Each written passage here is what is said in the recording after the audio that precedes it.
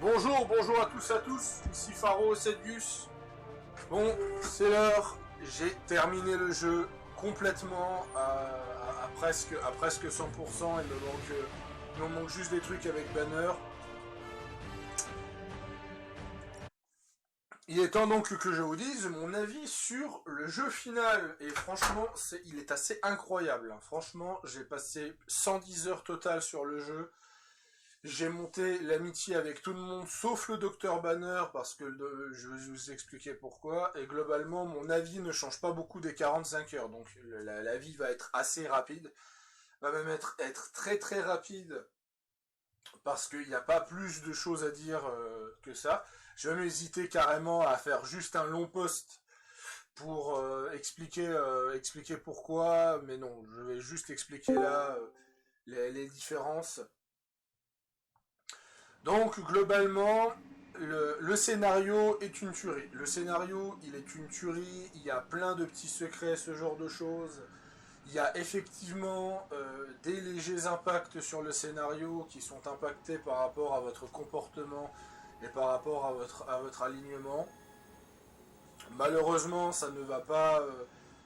Il n'y a pas plusieurs fins hein, globalement. Vu comment ça se termine, il n'y a clairement pas plusieurs fins. Ça, on peut voir ça comme un gros défaut, malheureusement. Et l'autre truc que je peux critiquer par rapport à ça, je vais parler un peu de Hulk parce que le problème de Hulk, c'est que Hulk se débloque une mission avant la fin du jeu. Et la raison, elle est simple, c'est parce qu'il est très très fort. Hulk est très très fort, il est très bourrin, comme on pouvait s'attendre de Hulk finalement. Étant donné qu'il a des capacités de rage qui fait qu'il peut augmenter ses dégâts. Et je me suis retrouvé avec des attaques à 800 dégâts, à peu près par là, à 700-800 dégâts en fin de partie, alors que j'ai pas de build. Il a pas de carte améliorée, il a pas de carte épique. C'est juste son deck de base, il peut atteindre jusqu'à 800 dégâts. C'est assez énervé, Et en fait, on voit un peu, on comprend rapidement que qu'il est réservé pour le endgame. Au final, il est réservé pour le endgame et il est réservé pour les New Game Plus. Même si on pourra l'utiliser pour la bataille finale, ce qui fait plaisir. La bataille finale qui est dantesque. Franchement. C'était génial, c'était long, mais par contre c'était génial, c'était émouvant. J'avoue que j'étais assez triste du final, presque envie même de pleurer. Bon, je l'ai fait à 4h du matin, donc j'étais assez fatigué parce que je me suis dit je trouverais pas le sommeil si je ne finirais pas le jeu. Donc là je viens de me lever pour faire cette vidéo. Clairement, ce jeu est une tuerie. Et voilà, pour moi, c'est... À part le fait que Hulk arrive tardivement, beaucoup de gens se sont plaints que la sorcière rouge arrive tardivement, mais en fait, c'est surtout que la sorcière rouge est pas super forte. Contrairement à Hulk, et donc il faut la builder, il faut la monter. Moi, ce que je vous dis à faire, hein, c'est que dès que vous savez la sorcière rouge, vous passez énormément de temps avec elle, vous commencez à lui monter de niveau, vous commencez à passer des trucs. Il faut justement augmenter sa relation avec elle. Par contre, l'autre souci, c'est que quand vous débloquez la sorcière rouge, il y a un petit bug. Ce qui n'est pas réellement un petit bug, mais c'est qu'en fait, ces scripts ne sont pas encore activés, et puis il faut encore faire une mission pour activer ces scripts. Et à partir de ce moment-là, et ben, le jeu va commencer à retourner, à tourner normalement. Elle va sortir de sa chambre et vous allez pouvoir avoir des dialogues avec elle et des relations et ce genre de choses. D'ailleurs, vous avez même une quête qui augmente sa relation de 12. Histoire que ça aille beaucoup plus vite. Il n'y a vraiment pas grand chose à dire là-dessus. Je suis très satisfait de l'expérience qui a été proposée. Pour ce qui est du endgame, ça je vais vite pouvoir en parler. Le endgame donc vous propose des missions très très dures qui vous permet justement d'obtenir des skins supplémentaires. Alors de ce que je comprends, ce sont que des skins en transit. Donc couleur de peau rouge, des yeux et ce genre de choses. Il n'y a pas. C'est à peu près tout. Ça te permet juste d'avoir des nouveaux skins et ce genre de choses. C'est pas assez incroyable à mon goût. Et ça vous permettra de les avoir durant la New Game Plus. Ce qui fait que moi, ça me fait carrément plaisir. Donc, je suis assez satisfait par rapport à ça. Tu as des conseils à me donner ? Pour ce qui est du reste, je pense que j'ai pas grand chose à dire de plus, que je réfléchisse, parce qu'il y a le problème de banner, le scénario, je vais pas trop spoiler, mais globalement, il y a des rebondissements, c'est intéressant, c'est assez fidèle aux comics. Je suis quand même très fier, de ce que ça propose. Beaucoup de gens pourront critiquer l'écriture, moi par avis personnel, je n'ai pas de problème avec ça. De nouveau, l'écriture, c'est une question de goût. On ne pourra jamais juger là-dessus. Certains considéreront Fallout 4 comme un chef-d'œuvre. Certains considéreront Fallout New Vegas comme mal écrit. Voilà, je ne suis pas là pour juger les goûts par rapport à l'écriture. Moi, je l'ai trouvée très bonne. Je trouve qu'on est vraiment dans l'esprit des super-héros avec des comics et ce genre de choses. Après, forcément, que pas mal de personnages ont l'air d'avoir été créés récemment, donc avec une écriture récente et ce genre de choses. Donc ça n'a peut-être pas la profondeur des comics d'il y a 30 ans. Ça, c'est effectivement vrai. Mais pour moi, l'écriture était vraiment très bonne. On n'est pas sur du Pathfinder non plus. On va peut-être pas aller jusque-là. Mais clairement, voilà. Excusez-moi. Une dernière chose, avant que j'arrête cette vidéo, qui pour moi est assez importante à réclamer, c'est cette histoire de trop de dialogue. Et moi, je vais répondre à ça en faisant une comparaison assez simple qui pourra peut-être vous aider. Marvel Mad Knightson a 65 000 lignes de dialogue. Juste pour vous donner des chiffres.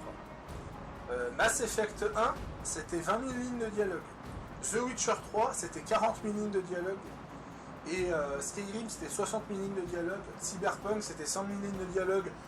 Mais je suspecte que les SMS sont pris en compte parce que je ne comprends pas comment il peut y avoir autant de lignes de dialogue alors qu'il y a 3 fois moins de contenu que The Witcher 3, mais passons.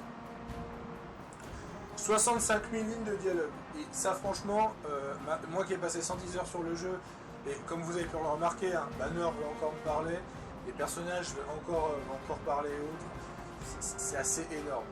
La seule chose que je critiquerai au jeu, c'est que quand on arrive vers les 80 heures de jeu, les PNJ commencent à avoir moins en moins de choses à te dire, et ça devient un peu moins intéressant.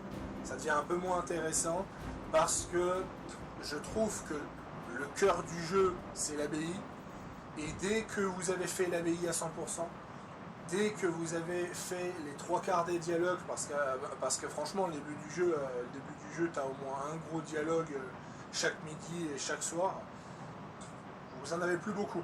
Vous avez plus beaucoup d'interactions le soir. Vous avez juste l'interaction de passer un soir avec quelqu'un. Ça encore, si je regarde un petit peu la liste des personnages, alors où est Nico? Parce que quelque chose me turlupine. Voilà, 8 activités communes. Donc il y a 8 activités communes et j'ai pas encore fait de retraite avec elle. Donc elle avait encore des choses à me dire. Donc s'il y a 8 à 9 activités communes par personnage, ça fait quand même beaucoup pour tenir.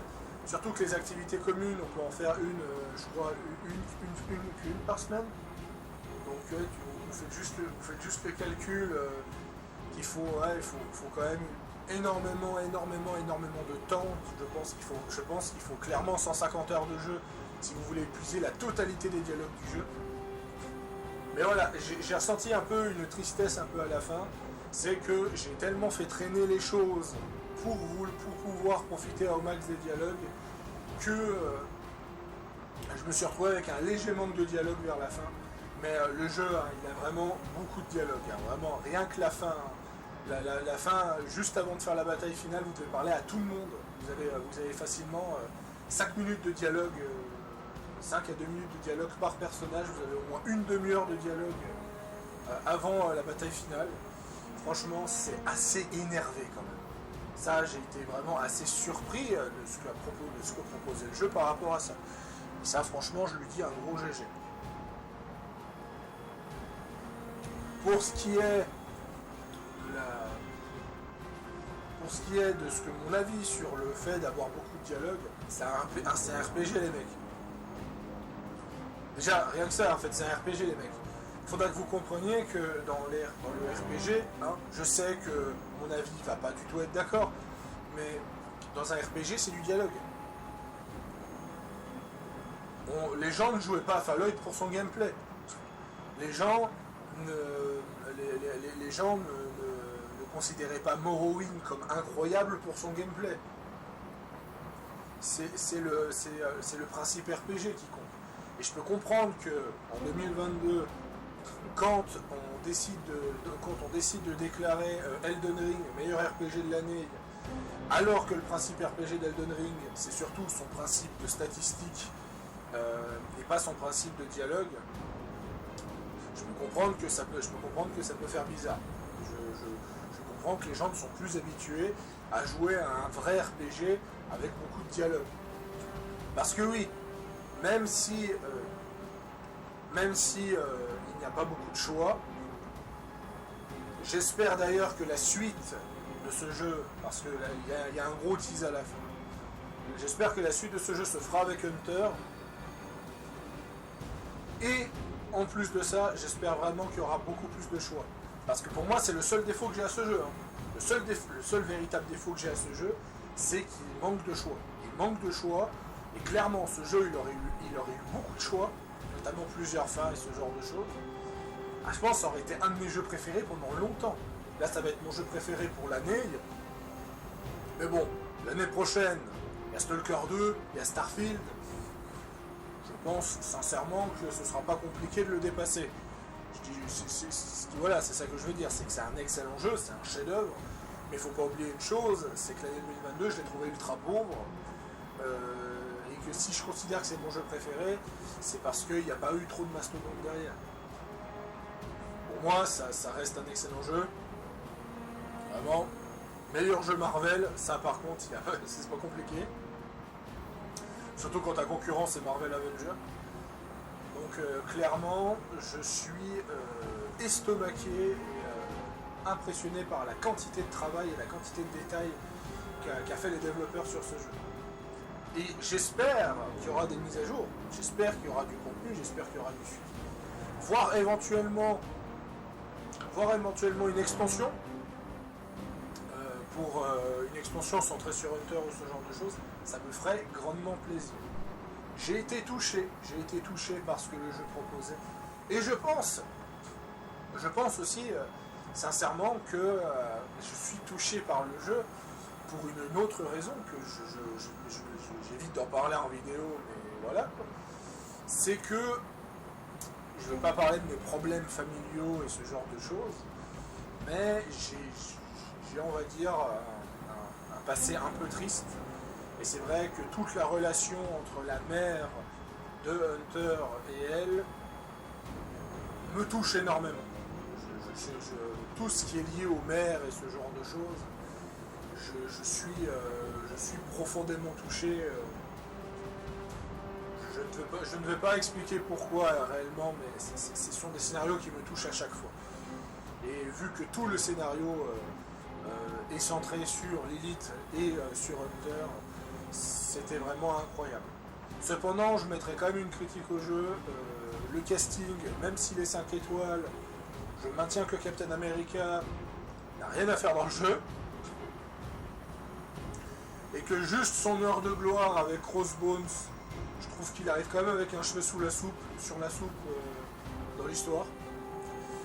J'aurais clairement préféré des personnages un peu plus c'est peut-être pas le mot intéressant qu'il faut, mais un peu plus centré sur le mysticisme.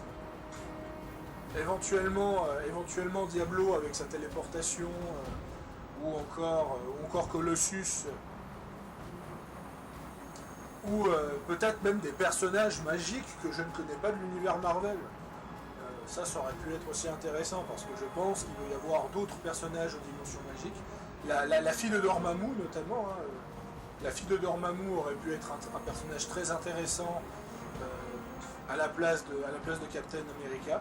Pour moi, Captain America, son gameplay est sympa, mais je trouve quand même qu'il fait vachement tâche. Pour moi, il est juste là pour donner un côté nostalgie à Hunter, du genre, on est tous les deux des personnages du passé qui n'ont rien à faire à cette période.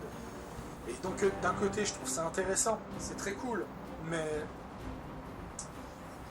je maintiens que je le prenais quasiment jamais, parce que déjà de 1, je galère à comprendre son gameplay, parce que c'est un principe de blocage et ce genre de choses, et la haute difficulté fait que je trouve qu'il est un peu moins viable, contrairement à un Wolverine ou à un Hulk.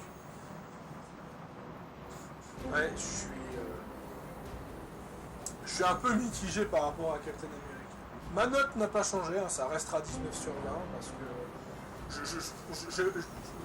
je mets pas de 20 sur 20 parce que la perfection n'existe pas, et parce que de toute façon, comme j'ai dit, il y a quand même quelques soucis, comme par exemple avec un Hulk qui arrive vachement trop tard, et justement le manque de choix, donc je mets juste 19 sur 20. Pour moi, les autres défauts sont bénins. Ouais, je vais peut-être vite parler des bugs avant de stopper la vidéo. Le jeu a quelques bugs, quand même, on va pas se mentir. Quelques ralentissements, la bataille finale avait pas mal de ralentissements. Mais voilà, j'ai eu 4 crashs en 110 heures. J'ai eu un gros ralentissement à la bataille finale et un ralentissement qui m'a vraiment posé problème durant un duel. Sinon, c'est tout. Franchement, 2 gros ralentissements et 4 crashs en 110 heures.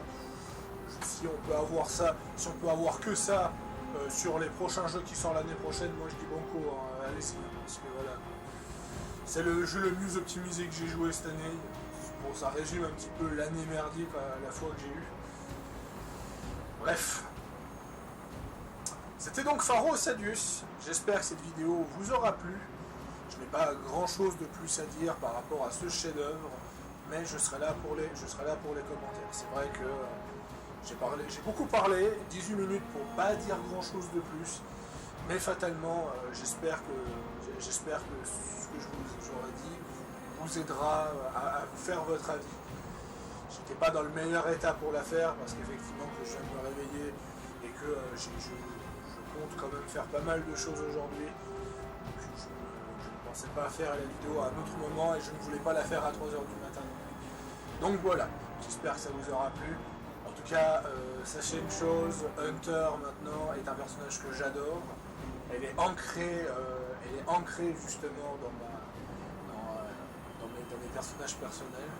Je ne pense pas que ça va devenir un perso officiel pour la simple bonne raison qu'il est customisable, et que de rendre officiel un personnage customisable, ça me paraît vachement casse-gueule. Je pense pas que Disney va accepter un truc pareil. Cependant, des petits refs, ça peut faire plaisir. Et ouais, mais voilà. Bien sûr, je vous ai déjà tout raconté, le mode photo qui est impeccable, tout et tout. Bref.